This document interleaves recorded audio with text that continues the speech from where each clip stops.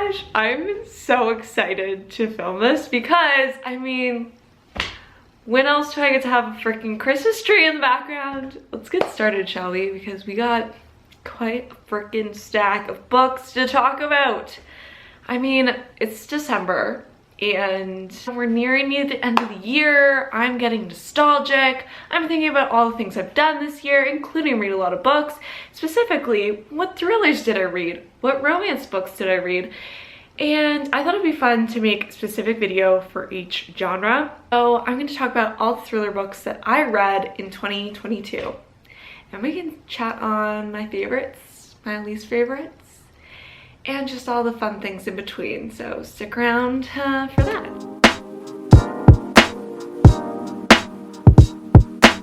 The first book I'm going to talk about is In My Dreams I Hold a Knife. This one I believe came out like just at the beginning of this year and wasn't really stirring in the popular, you know, TikTok, YouTube world of books until the second half of this year. But this is a lot of fun. Jessica Miller, who is the main character, and she goes back to her school for, you know, the school reunion. And, you know, now she's like the hot shit. She feels really confident in herself. She's excited to kind of show off to everyone. But, you know, there was a lot of dark things that happened to her when she was in school with her friends, including her roommate who was murdered. And so while she's reunited with everyone back at school, they kind of reconnect on the story and reconnect with who got accused of the murder and whether or not they still think that person is the one who did it. So they revisit everything, they, you know, dig up some dirt, and the story unravels from there. The thing I loved about this book is that it has a lot of characters to follow along with, and all of them have like really unique, fun POVs. Or not POVs, but really unique like characteristics of them. And it just throws me really back into a university like mindset. It just has a fun like university vibe to it.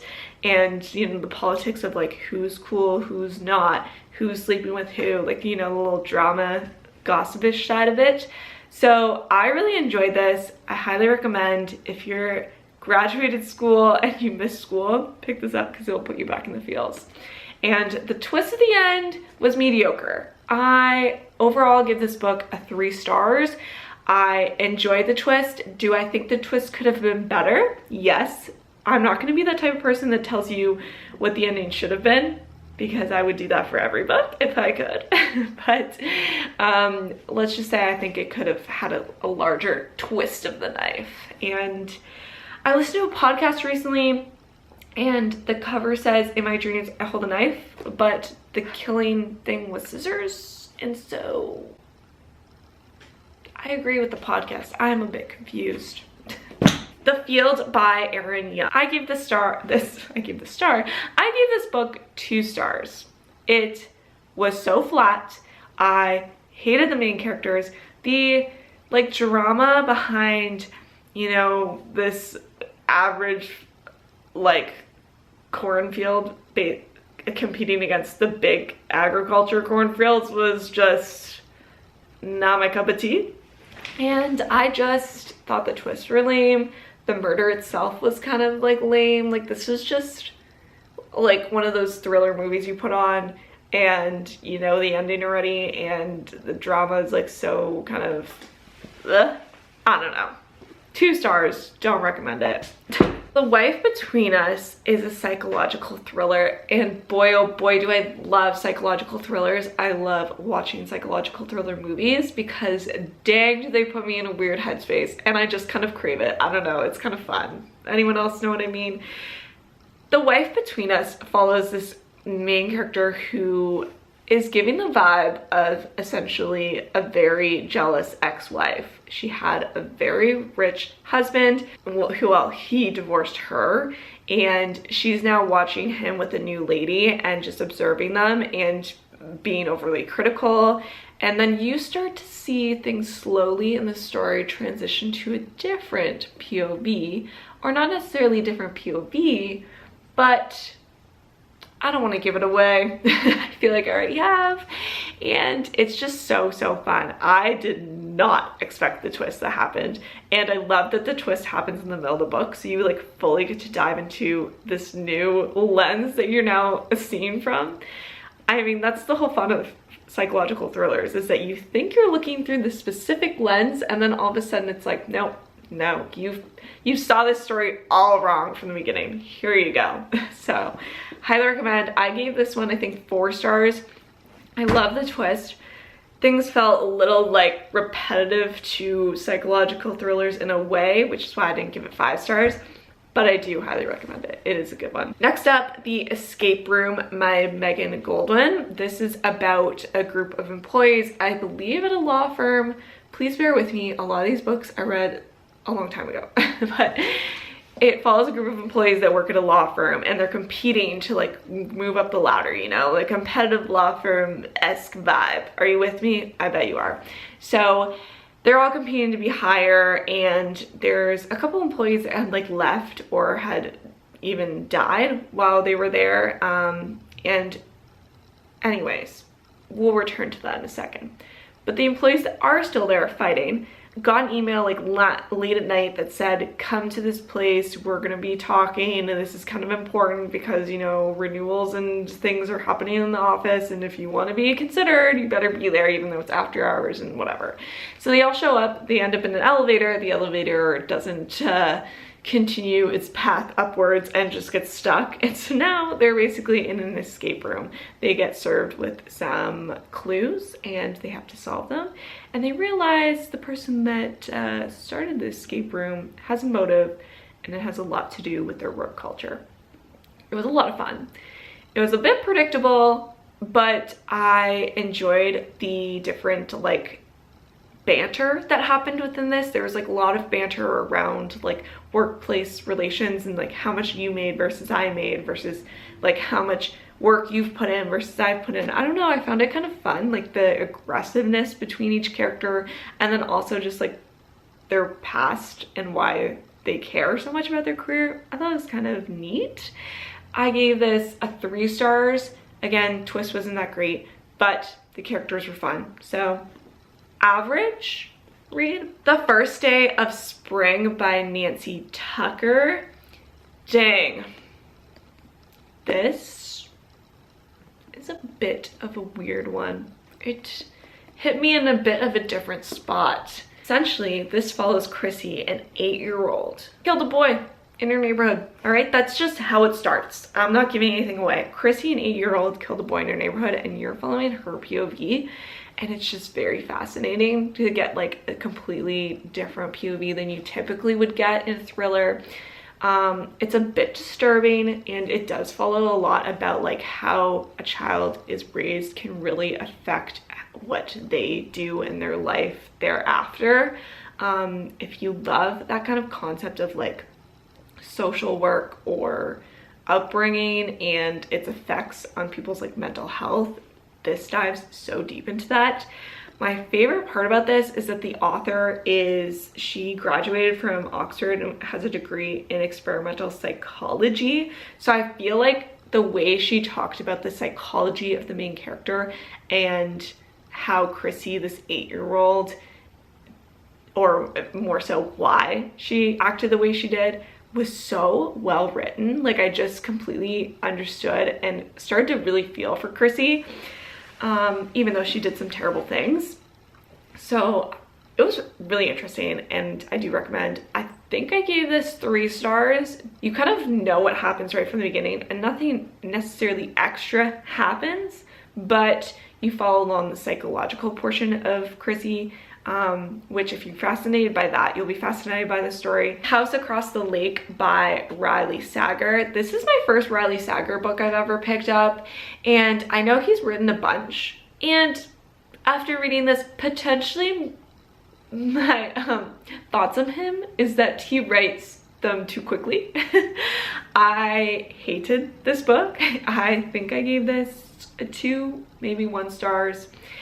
It had so much potential, and I loved the first half of this book. Loved it. It was so fun. It basically follows this lady who lives on a lake, and she can see the house across from her that's on a lake, and it has like fresh open windows, so she gets to like watch them. And it's you know, that like creepy woman across the street, woman on the train vibe. It gave that right at the beginning. And the lady who is looking across the street, she has a past with alcoholism. What is it with all the alcoholism always falling on women and making them crazy? But, you know, at last, that's a classic thriller concept. So that's happening in this book. Then the second half of the story, things take a weird turn. If you like the concept of, I don't want to give it away, so I'm not even going to say it, but it takes a weird turn that has nothing to do with the beginning. It's like a completely separate book in the second half, and I just despised it because I was vibing with the beginning. I would have honestly liked if this was just a cookie cutter, crazy woman psychological thriller. But no, it took a completely different genre at the end, and I wasn't vibing. If you know what I mean, you know what I mean. But I don't think I'm gonna pick up another Riley Sager. Next book, The Inheritance Games. I put this in here. I'm not really sure if you could consider it a thriller or a mystery. Maybe it's more on the mystery side. I mean, some of these books probably do more seem like a mystery. But I wanted to put this in there because it's very popular, and I do kind of consider it like a thriller in a sense. And I gave this 2 stars. I understand the hype. It's kind of fun. It follows this girl who all of a sudden inheritances, whatever, you know what I mean. She gets a lot of money from this old man that just died, that she has no relation to and doesn't understand why she was the one that got the money. And the family who falls in line that should have got the money is really annoyed. And after that, the games kind of ensue, and she's told that she has to live at this mansion with this family. And, you know, clues start popping up, and her and these 3 boys that were, I guess, his grandchildren are following the clues to figure out, you know, why is she here? How come she got the money? Potentially the answer is at the end of these clues. I understand why people like this because it's a very YA thriller, and I think if I read this in high school I would adore it, but as an adult I found the characters very blah. I don't really understand why a lot of people are obsessed with the 3 boys and love this love triangle, because to me there was no backstory to any of the characters. I didn't really care or love for any of them, and so that's when she was trying to like figure out which boy she liked. I did not care who she liked because I didn't really honestly like any of them.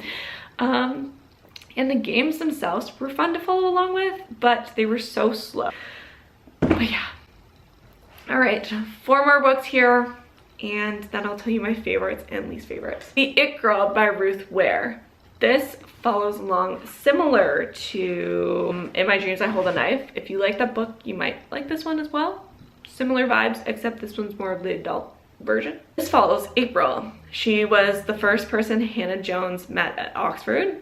I think they're both Oxford. How funny. Anyways, she's bright. She is the it girl, and she quickly pulled Hannah into her dazing orbit. Together they developed a group of devoted and inseparable friends, Will, Hugh, Ryan, and Emily, during their first term.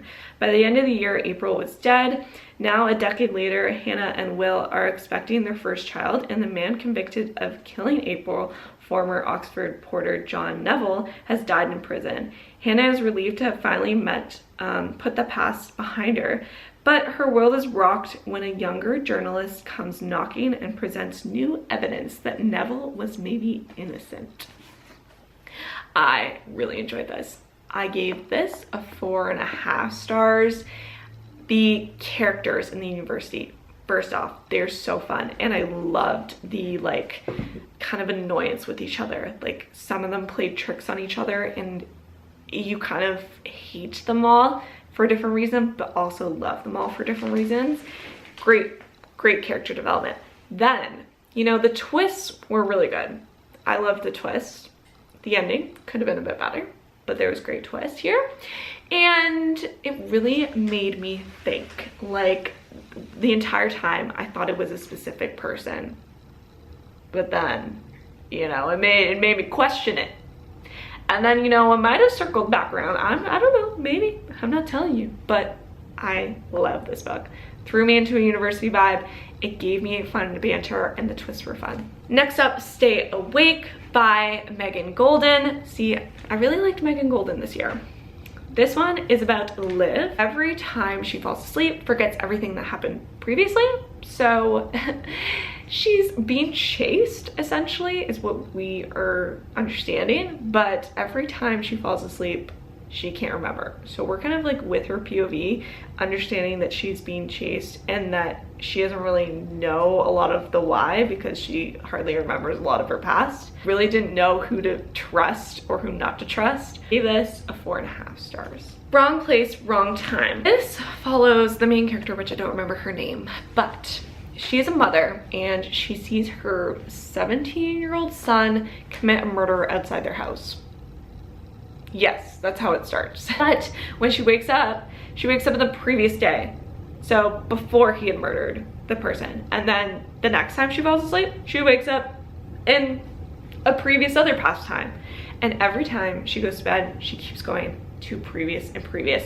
And she's starting to realize that there's little clues in each point of time that she's going back to that lead to why her son murdered this person and who he murdered and where did this come out of, because in her eyes it makes no sense why her kid murdered this person. And the fun thing I love about this book is it ends up really having to do less about the son and more about her and her relationship, people she's around with. It's so good. I loved it so much. And I don't know, it took me for a spin, and every day was like a new mystery she kind of had to solve and new like pieces you had to pick up. So it was such a page turner, and I gave this a 5 stars, and I think I'm not gonna give it away. Nope, not gonna give it away yet. Last but not least, The Last Housewife by Ashley Winstead, which is the same person that wrote this book. But this one could be, you know, high schoolers. This one, do not give this to your high schooler. It is not for teenagers. But I loved it for that reason. Absolutely freaking loved it for that reason. It's so good and just like really addictive. Like if you love listening or hearing about cults and like things like that, then you'll enjoy this. And yes, I don't know, it's a lot of like psychologicalness to it as well. Like, why did this guy obsess over these like teenage girls when he was an older man? Why did these girls end up with this guy even though they're younger? It's so interesting. But yes, I loved it. Okay, now that we're done, that's my recap of all the thrillers I read in 2022. Let's talk about my 2 least favorite and my 4 favorites. Also, I give this 5 stars. My 2 least favorites are The Inheritance Games and The House Across the Lake. Both of these I would not recommend, and I hope to never read them again, and I might unhaul those books. My favorites, in order, I'm gonna go from least of my favorites to my most of my favorites. So, The It Girl by Ruth Ware, Wrong Place, Wrong Time. My favorite of the year is the last one I just talked about, The Last Housewife. All right, crew, thank you so much for watching this video. I hope you enjoyed. I will hopefully be doing another one just like this, but with romances, so stick around for that. And if you haven't already, please give me a thumbs up. Like Rich, thumbs up, thumbs up. Subscribe, and I will see you guys on the next video. Bye. Say bye. Say bye. Bye. Bye, guys.